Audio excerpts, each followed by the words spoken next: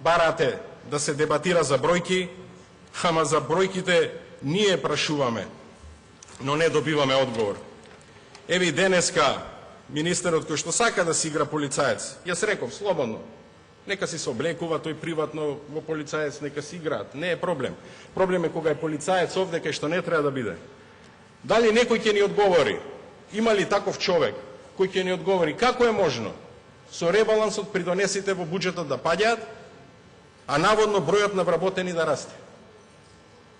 Како е можно? Еве за бројки зборуваме. Или второ, како е можно буџетската дупка во ПИОМ да расте па скоро линарно сигурно, но гледам теранак експоненцијално? Кој ќе даде одговор за ова? А не ли цвета државата? Не ли имаме многу вработени? Или, дали може некој да објасни како е можно разликата помеѓу 2012 и 2013 во проекциите да биде 1 милиарда 153 илјади денари и со најмалите придонеси тоа да одговара на 21.733 вработени, со најмалата рата на придонеси, а само во 12.000 во Велес сте вработиле.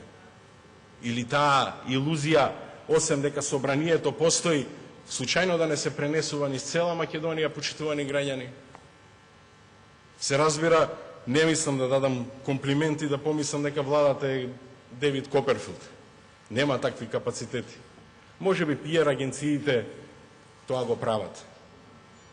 И кога го прочита во петокот ревизорскиот извештај за Министерството за здравство и колку пари се украдени, денеска мислев министерот за здравство дека јавниот обвинител. Не, тој бил во Кембридж. Во последните 15 дена беше во 9 држави. А затоа е таков ревизорскиот извештај за Министерството за здравство. И таа дупка во пензискиот столб, еве, бројка бараме, не давате одговор. Втората бројка, начинот на финансирање на лабораториите. Како тоа сте промашиле за 7 милиони евра во проекциите за лабораториите? И гледајте колкава е разликата во бројки. Со буџетот сте планирале во 2013, 14 и 15 лаборатории во вредност од 252 милиони, 400 милиони, 600 милиони во 2015. И нормално една фирма, кога гледа владата како планира, така таа и си ги проектира амбициите или набавките. Да ве подсетам, владата излезе на пресконференција, тогаш Троцевски беше портпарол на владата, кога зборуваше дека финансирањето на лабораториите ќе види 10, 30, 30, 30. Сега одеднаш погледнете го ребалансот. Бројката од 600 милиони денари во 2015 година одеднаш станала 160. Но затоа 7 милиони сега треба да се пополни на некој. Односно, што ги рече Милошевски, се извинувам, ја не го знам толку бугарскиот како него, тази дупка не е дупка. Тоа не убедувавте вие деновиве. Како тоа го проектиравте вие со промашување од 15 милиони евра, ако ги погледнеме двете години, буџетот за лабораториите? Или како тоа Македонската радиотелевизија добила криминалистичка лабораторија за 2,5 милиони евра, која што не ја има видено, за следење на противникот. Веројатно телевизиски сте мислили. Ама ние за бројки сакаме да зборуваме. Господинот Ставревски, ќе го надополнам тука колегата Ивановски, бидејќи викендов се занимавав со тоа, 146 прашања открив, кај што тој вика дека државата не должи. За да премиерот во октомври 2012 година пред стопанствениците рече дека државата должи 92 милиони евра. По овие лаборатории како ги набавувавте? Кога согласно законот за јавни набавки, ако сте немале пари, не сте требале да ги набавите? Почитувани граѓани, знаете ли дека дел од опремата е од втора рака? Дека постои еден пример на еден факултет, каде што доаѓаат да ја видат опремата, го наоѓаат уредот во нулта позиција, не ни тргнат. ама со поминат рок од неколку километри како возилото, да ви појаснам. Ама милиони евра. И тука една од клучните темелни вредности за која што и господинот Ордановски зборуваше или Чомски за фатаморганата или илузијата што ја правите, е тоа лажната дилема дали ни треба, а колку тоа чини. И тоа е примерот во здравство најеклатантен. Бидејќи удирате на емоции. Дали треба да има магнетен резонатор? Да. Од 150 милиони евра? Не. Зошто 10 пати кошта чини поевтино тој во некои средини? Како е можно зградата на Уставен суд да биде 8.000 евра квадрат, а сите други згради во Скопје да се градат, еве за 1000 да речеме, а 680-690 евра е цената на квадрат. Дали е добро да има апарат медицински? Да. А зошто некој да краде таму? Мислите дека е добро Министерството за здравство за 27.000 евра да му плаќа на Божиновски анкети? Колку лекови се тоа? Колку вакцини за деца се тоа? Но тоа е само делот од изборната корупција што се прави некоја што сме сведоци. И затоа човек како кој што сака да биде полицаец, за кој што приватно не му замерам, јасно тој е платен за нешто друго, да го чува буџетот, нема кредибилитет да предложи и така окрвавен буџет. Нема кредибилитет бидејќи излажал и за амандманите, и за задолжувањето, и за било кои проекти. Ние бараме бројки. Еве, например, колку е јавниот долг, како бројка.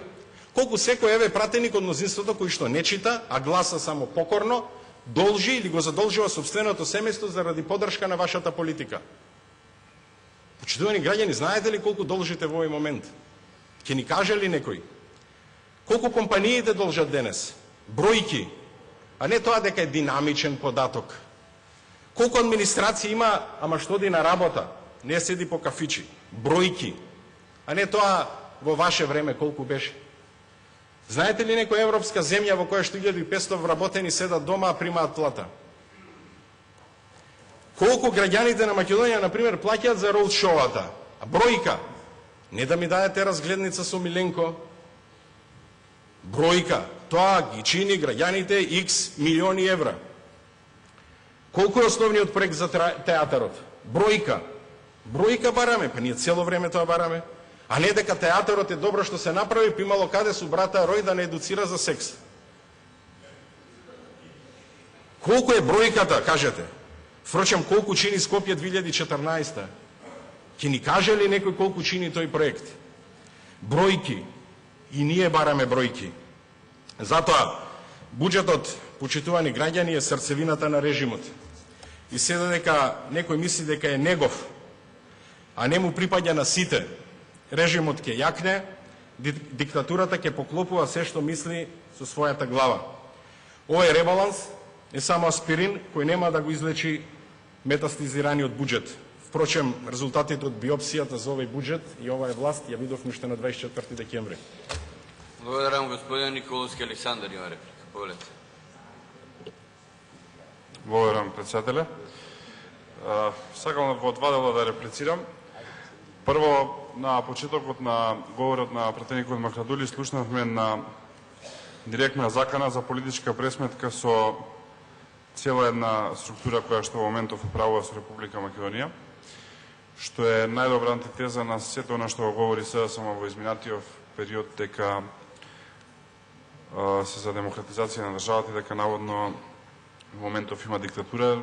Ние видовме диктатура во најавот проминентен член на Социјалдемократскиот сојуз со така наречена акција буџет, каде што јасно кажа пратеникот дека во оној момент кога ќе дојдат на власт, ако некогаш дојдат, планираат да спроведат таква акција кон сите оние кои што се денес на одговорна позиција во државата, што е политичка закана и политичка пресметка пар екселанс. и вреди да биде дебатирана и во ова собрание, и во јавноста, заради тоа што оваа закана треба сериозно да биде сватена. Значи, во услови кога немате ни еден доказ, во услови кога не сте во позиција да говорите за никого како и на кој начин ја работи својата работа, заради тоа што сте пратени, ка не сте обвинител или судија, да испратите ваква закана, говори само една работа, а тоа е дека имате намера политички да се пресметувате со противникот. Го видовме нешто од 2002 до 2006, фала Богу го издржавме. Ќе го издржаме и следниот пат, ако било кога дојдете во опозиција да спроведувате таква работа. И втора работа, по однос на сите овие тези кои што ги упатувате овие денови, вие, господин Махрадули, сте најдобар сведок дека тие тези не поминаа кај граѓаните. Имено, вие бевте кандидат за градоначалник на градот Скопје, убедливо бевте поразен на тие избори, така што тезите кои што денес ги промовиравте и за време на вашата кампања за градоначалник на Скопје. Тие тези во Скопје не поминаа, како што не поминаа и во 58 останати општини во Република Македонија, и граѓаните многу јасно кажаа што и како мислат за вашите тези и вашите ставови. Уште повеќе, најголемата разлика од 140.000 гласа воопшто видена на избори последниве години е најдобар доказ дека вашите тези не држат и дека говорите нешто со што граѓаните не се согласуваат. Така што на нас како политичари ни е работа да се легитимираме пред граѓаните. Вашите тези и вашата политика не се легитимираше пред граѓаните, нашите се легитимираа пред граѓаните и сметам дека е излишно да продолжуваме со дебата која што граѓаните не ја поддржале. Благодарам.